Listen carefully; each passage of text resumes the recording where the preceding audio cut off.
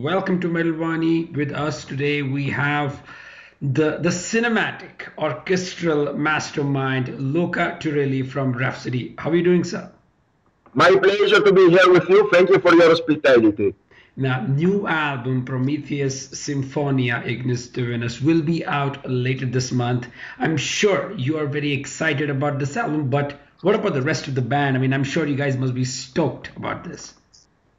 Of course, you can imagine. I mean, in my case, it was something incredible, an incredible experience. Almost, I would define it spiritual, because I find myself closed in my studio in Italy since March 2014. I came out of the studio was March 2015, so you can imagine 1 year of your life devoted to an eye, Right. So also the other guys. So I mean, yes, now is the moment that we are most excited, because I think this is the moment, yes, most. You have a moment that you really suffer. The one when you give the moment that you give the master to your record company, Right. and then there are typically these 2-3 months, even 4 months in our case, before the release. So this is the worst moment, of course, because you know your music very well, you listen to it 100 times, and then you have to wait for 4 months before the other people know something about. So it's very frustrating in some way. Right, I totally understand that. Now, while listening to the album, I was like, I mean, one thing is certain, the only composer on earth who can top Luca Turilli is the man himself. So, how do you even manage to create masterpiece after masterpiece? No, thank you. Too nice, really. Sorry.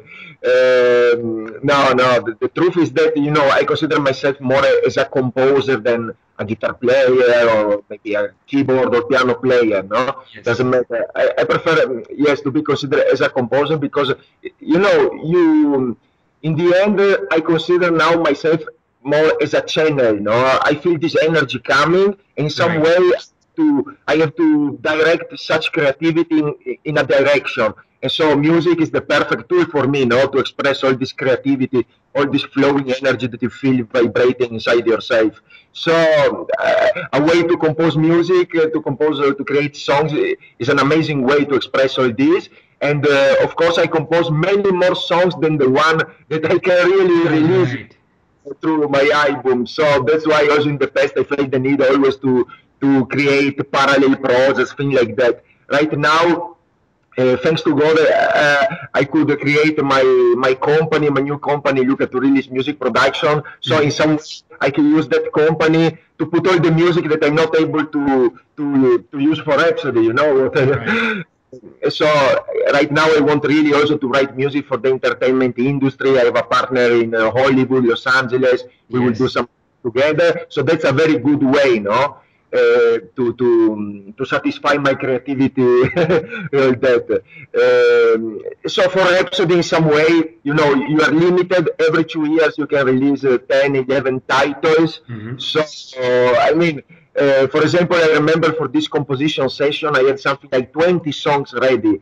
In the end, I Wow. choose 10, 11 titles for the album. So it's very frustrating. Also, this moment, when you have to make your final decision for the Right. final list of the album. And so it ends like this. When the people are listening for the first time one of my albums, I'm already, brainstorming for the following one. I Right. think this is normal, when you're a composer.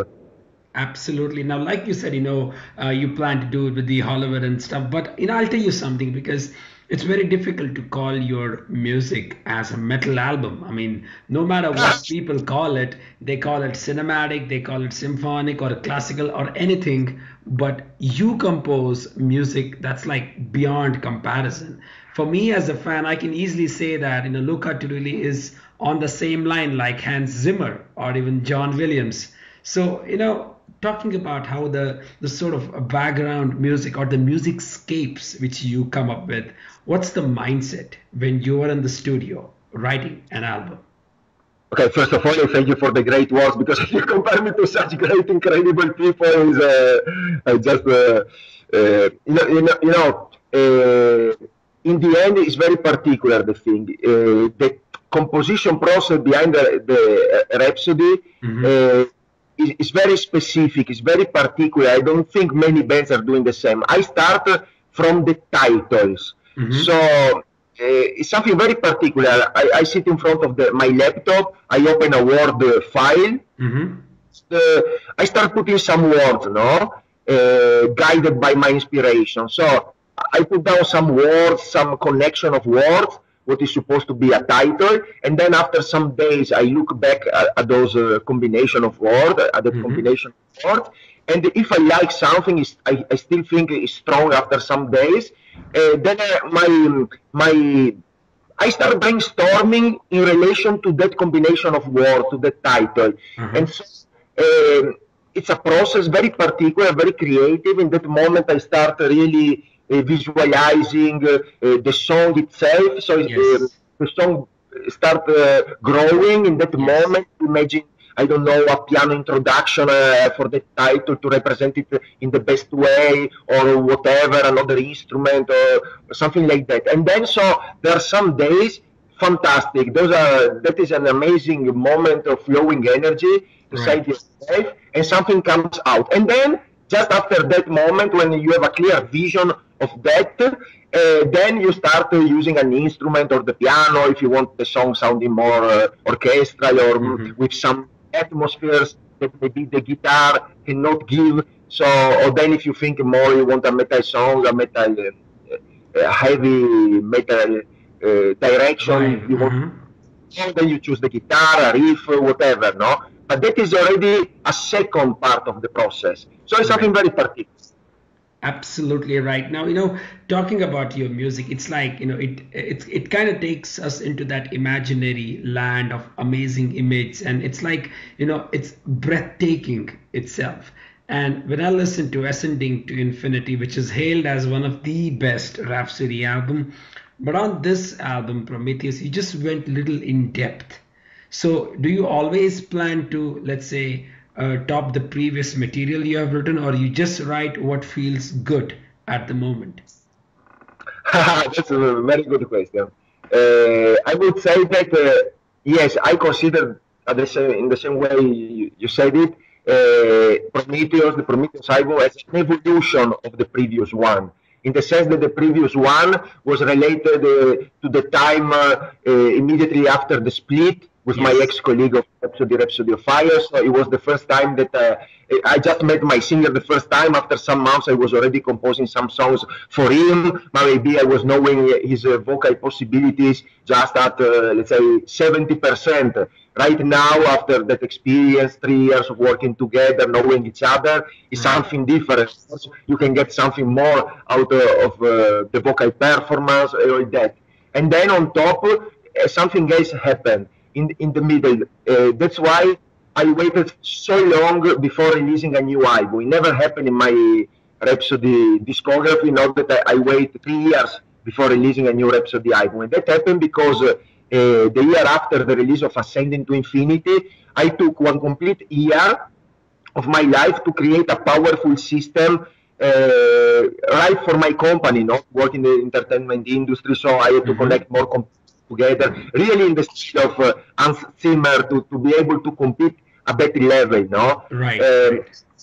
In some way, I invested all this time. I created this incredible, powerful system to be able to create orchestration really at a new level. And I think I used that system really, I tested, I would say, that system with my new Rhapsody album. So in some way, I had much more easiness creating all those orchestrations that you can hear now on the new album because of the technological support that I could have this time.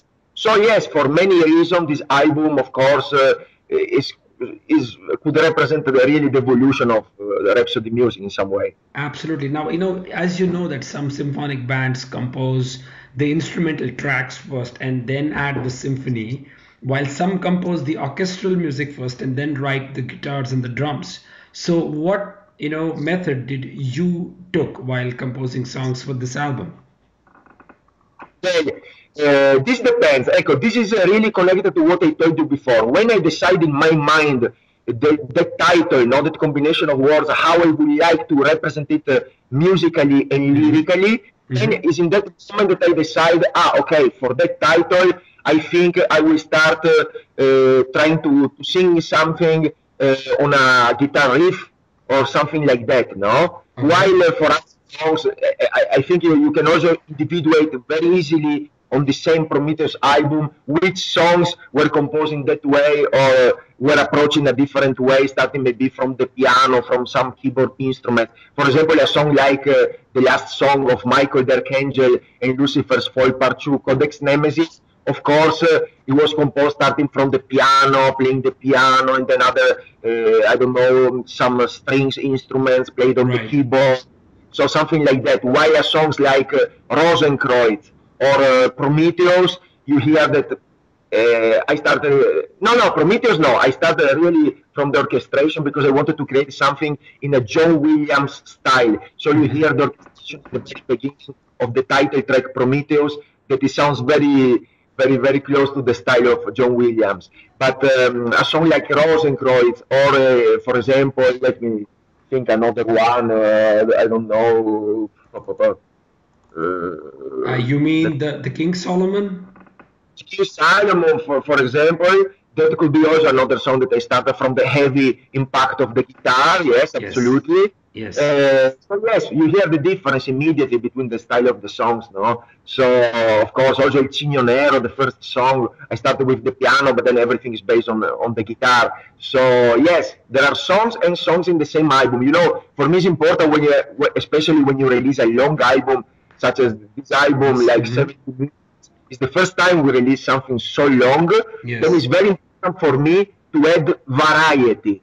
So like I said, some songs composed in a way, some songs, for example, in some songs there are different orchestration, like you named King Solomon, there are this Middle Eastern atmosphere. So I, for example, I compose a choral part for King Solomon, a little bit connected more to the ancient, to the old composition of great composers, great Hollywood composers like Nikolaus Rossa, you know, these big movies like Ben-Hur, Spartacus, these big Hollywood classics. So yes, there is a little bit of everything, and not only, I like to add a lot of different colors in some way. Also, if you start composing with the guitar, you get a completely different result than if you start composing with the piano, for example. Right, absolutely right. Now, we all know that you know there's so much happening on the album, but still we need to give importance to vocals and the lyrics.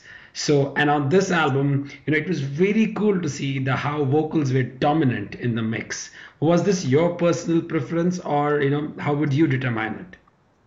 Yes, absolutely. Because, you know, I started listening to heavy metal. You should know it. Really amazed by the great vocal lines, the great singers, like, for example, Mikael Kiske of Helloween.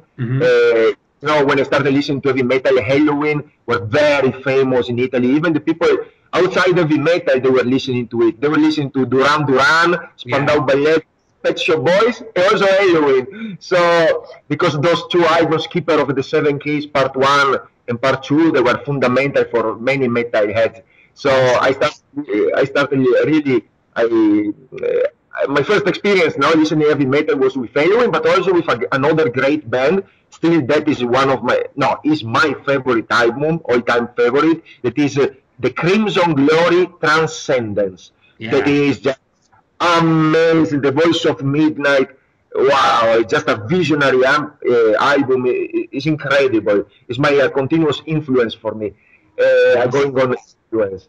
And so in all these albums I'm speaking about, the vocals are dominant, no? The Voice of Midnight, the voice of Mikael Kiske, in the mix they were very dominant, no? So in some way that's my background, and this is all what I imagine for Rhapsody. The vocal lines has to be, even if the orchestration are complex, things like that, multi-layers, thousands of tracks of choirs, orchestras, then for me it's always important the main melody, the main vocal melody is really leading the whole things, no? Because for me the voice is the main instrument in some way. Absolutely, it is an instrument, and you know when we talk about even the language which you use in the lyrics, it doesn't matter whether you sing them in English or you write them in any other language. The main focus here is to connect to the user, connect to the fans who are listening to your music.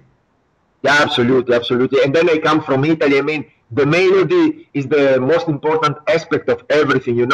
We have the opera, we have Luciano Pavarotti, we have the so-called bel canto, no? Comes from Italy. It's the melodic tradition of Italian music from the classical times, so from the old times.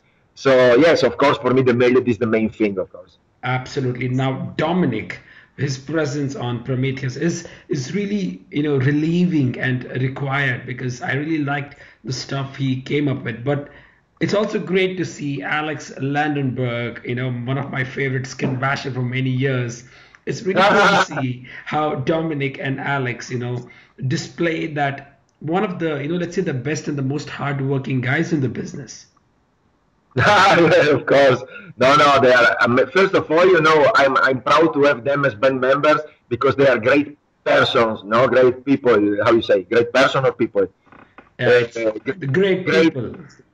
Great people, positive attitude, and that's the first rule to be able to perform in Rhapsody. So then comes the technical ability. But of course, I was very lucky, because I found great people, great musicians at the same time. Yeah. So yes, it's a pleasure to work with them. It's unbelievable. Sometimes, the people look at me like a great guitar player like that, but the truth is that I'm much better as composer. For example, when Dominic records a guitar solo, it takes like 1/10 of my time, the time needed for me to record a guitar solo. So, so it's really much better than me. And I really love to have such a technique in my albums, and when you work with such people, it's amazing. Especially with Alex Landenburg was really great, because it was the first time he was recording the album, because last time it was recorded still by the old Rhapsody drummer Alex Holzwarth. And so it was the first experience working with him, and it was quite funny, because at first, normally I'm the guy composing the 99% also of the drum parts, and then usually in the pre-production stage, I meet with the musician, and then everybody adds the so-called cherry on the cake that makes a lot of difference. Result. But in this case, it was the first time we were working with Alex. I sent him the stuff, the demo, after 6 months I was working on the songs, and then he sent me back the same stuff with everything changed. Everything different, in that way. He's totally coming from this progressive style of heavy metal, no? Yes. So he played in Annihilator. He's a big fan of Mike Mangini. So yes. Incredible virtuoso drummers. So when he sent me the stuff, you can imagine how the album was sounding. There were these songs that were supposed to be fast, not so, let's say, kind of simple song, no? Yeah. More simple. And then there was everything progressive, all the parts. So I called Alex and I said, "Oh my God, I think for Rhapsody that's a little bit too much." So that was amazing, because from that moment, then we started working together, something I never did before. On the other album. So in 2 weeks, we took every song like this. We worked together on the arrangements, and then I think we got together what for me now are the best drum parts I ever had on a Rhapsody album. And so absolutely. I'm proud of that. So I think this kind of collaboration will go on in that way also for the following albums, because I was very happy about the final result. Because of course you can compose, but when a great drummer like Alex Landenburg comes with some ideas like that, there are so many great parts that are just fantastic. You want to keep them all in the album, of course, to give more, even more variety, no? That's right. So your band makes use of a lot of orchestral arrangements. I mean, and also the symphonic, which you create, keeping your creativity in mind. But when you guys perform it live, you guys sometimes use pre-recorded samples. So when we talk about Prometheus and when you're going to take this album live, what's the plan? Is it like you're going to have the pre-recorded samples, or maybe have a show or two with the live orchestra? That's for the moment is impossible, because right now, like other many bands are doing, you can have an orchestra or a choir just for example, when you have the budget to record a live DVD or make something special like that, no? That's the, you know, you cannot imagine how many requests I have, because there are many people performing in orchestras, in operas, choirs, in Italy. Already in Italy, I receive requests because they want to perform with us, because people from classical music really love the music of Rhapsody. And I have to say that is incredible. The people that contact me through internet, things like that. You know, my typical answer is that as soon as we have a good budget for that, we will make something together. So everything is there. There is the possibility, but you need the support of the record company. So probably we will record our first live album. Then for sure we will do something like that. That's for sure. For typical live shows, things like that, we go on with the recorded samples, because we have also video projection now to present our cinematic show. Now with my Luca Turilli band, we already did it for Ascending to Infinity. The people loved it, and I can guarantee to you, nobody feels the difference. Nobody feels the lack of a real orchestra, because you have so many information at the same time. We have a special guest on stage, a lyrical singer. So then we have this video projection with all the videos that I'm personally preparing for the shows. So really, you don't feel something is missing, at least at this point. True. I totally understand. And Luca, what about playing in India? I don't know how well through you are with the people here, but you have so many fans here, and I mean, not even one symphonic band has come here and played in front of us. So it'll be an honor, let's say in future, you get to come here and play. But you know, a lot of my spiritual evolution, you know, the main subject of Rhapsody music, that is spiritual evolution, is very related also to some Indian things. I made a lot of research now about that. I also make yoga and meditation. So imagine, for me, India is a really a special place under that point of view. And so in some way I'm really attracted, and that's why, for example, I compose a song like Anahata, you know, Anahata. Yeah, fourth track. Yes, so, you know, and there will be more things to come also related to India in the future music of Rhapsody. So it's a really kind of homage that I make through my music to that wonderful country.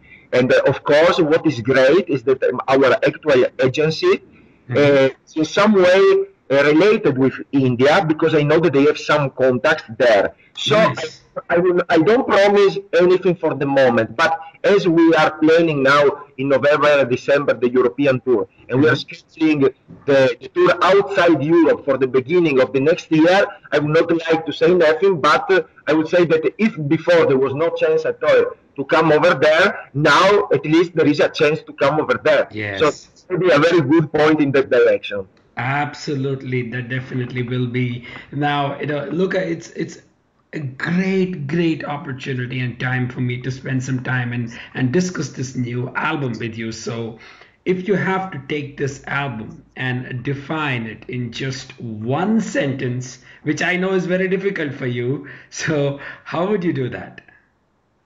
No.